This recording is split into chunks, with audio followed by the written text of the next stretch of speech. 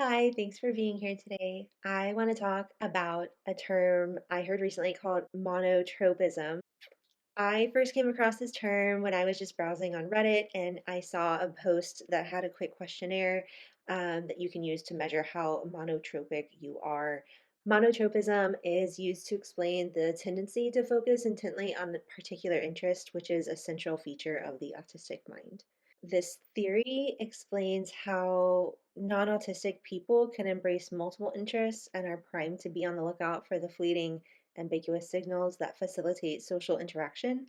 The autistic person's attention focuses on a small interest or a number of interests at any one time, so that little attention is left for social rules, language, and how human beings relate to one another. So, I decided to do this little questionnaire. It has questions like I tend to feel quite self conscious unless I'm deeply absorbed in a task. And when I'm interested in a topic, I like to learn everything I can about that topic. I scored a 201 out of 235, which landed me at more monotropic than about 65% of the autistic test group, and more monotropic than 98% of those without autism. I guess if you've seen my collection of videos on YouTube here, that probably makes sense. Anyway, that questionnaire has a link at the bottom to monotropism.org, which has a ton of information and further resources about monotropism in case you're interested. Um, Also, love to pull in some research, so I found a peer-reviewed article that's titled Verbal Fluency and Autism: Reframing Current Data Through the Lens of Monotropism. Here, the authors basically looked at a number of different studies of autistic people that, that utilized verbal fluency tasks. And verbal fluency tasks are things like list as many names as you can, which begin with the letter S in 90 seconds. And they compare the results of the studies while considering the impact of monotropism.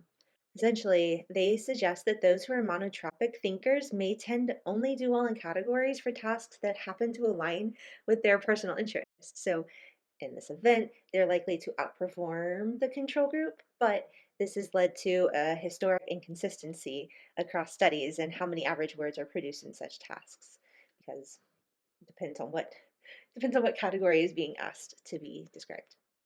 Why is this important? I found it great because using a different theoretical lens, they came to a different conclusion from the original authors from these other studies about the same data that they collected using verbal fluency tasks. So that should challenge all researchers to, at the very least, recognize that data interpretation and discussion are subjective. And even better, researchers should know which objective lens they are using to interpret their data and state this explicitly in their research reporting. Just in reading over this, if you're looking for like a brief summary of what monotropism is, I get this visual of a person who has such a deep interest for something. It's kind of like the Grand Canyon. It's deep, it's narrow, it's intense, and it's involved. Whereas the normal person's interests kind of are more like a river system or a creek system where there's a lot of different bodies of water and they maybe flow together and it's a little more spread out and different ranges of depth and intensity. So there's my little analogy. I hope that provides a good visual for you. I love a good visual. Okay, that's all I got. I'm supposed to ask you to like and subscribe and stuff. So I guess do that, please. It's helpful. I don't know what I'm doing here, but I'm going to keep doing stuff like this and defining interesting things and talking about theories that I find interesting and bringing you research to back them up. Okay, I hope you have a great day or evening or whatever. Thank you very much for joining me. Have a good one. Bye.